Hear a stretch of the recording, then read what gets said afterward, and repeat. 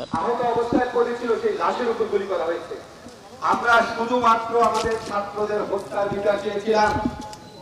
এরপর আমরা দেখলাম এই হত্যার জন্য এই যে সরকার প্রধানের কোনো কান্না নাই, উনি স্থাপনার জন্য কিছুদিন কাঁদলেন, এখন হত্যার জন্য মায়া কান্না কাঁদছেন। কেন মায়া কান্না কাঁদছেন বললাম, কারণ আজকে এই পত্রিকাতে দেখবেন যে আমাদের যে ছাত্ররা, শিশুরা, জনতা তারা নাকি মারা গেছে সন্ত্রাসীদের গুলিতে।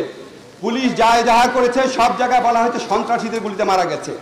আমরা চোখের সামনে দেখলাম পুলিশের ইউনিফর্ম পরে গুলি করা হচ্ছে, চোখের সামনে ভিডিও দেখলাম আবু সাইদ কিভাবে হত্যা করা হয়েছে, চোখের সামনে দেখলাম বিভিন্ন বাহিনীর হাতে গুলি, যুবলীগ ছাত্রলীগের হাতে পিস্তল, আগ্নেয়াস্ত্র, একজন আন্দোলনকারীর হাতেও আমরা অস্ত্র বা পিস্তল কিছু দেখি নাই, কোনো পত্রিকার ফুটেজে দেখি নাই। তো তখন আমাদের মনে হয় এই হত্যাকাণ্ডের বিচার এই সরকার করবে না, কারণ এই সরকার নিজেই খুনি। এই যে আজকে খুনি বাহিনী এবং খুনি সংগঠন, এদেরকে লেলিয়ে দেওয়া হয়েছে সরকারের সর্বোচ্চ পর্যায় থেকে। খুনের বিচার করবে না, খুনের বিচারকে অন্য খাতে বলিয়ে নেওয়ার চেষ্টা করছে।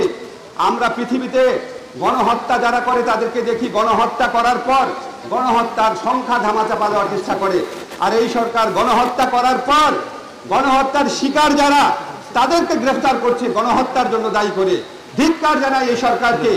আমরা আজকে শিক্ষকের নিরাপত্তার জন্য দাঁড়িয়েছি, কিন্তু আমাদের মূল কনসার্ন আমাদের ছাত্রদের নিরাপত্তা। আমাদের ছাত্রদেরকে অনিরাপদ রেখে আমরা কোনোভাবেই আমাদের বাসায়, আমাদের কোথাও আমরা শান্তিতে বসে থাকবো না।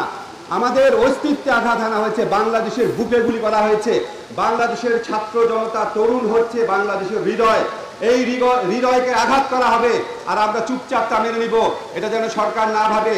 আজকে কোনো জায়গা থেকে সরকারের পদত্যাগের দাবি এসেছে। যদি খুনের বিচার না করতে পারেন, যদি খুনের বিচার না করতে চান, যদি আমাদের শিক্ষার্থীদের নিরাপত্তা না দিতে পারেন, তাহলে অবশ্যই পদত্যাগ করুন।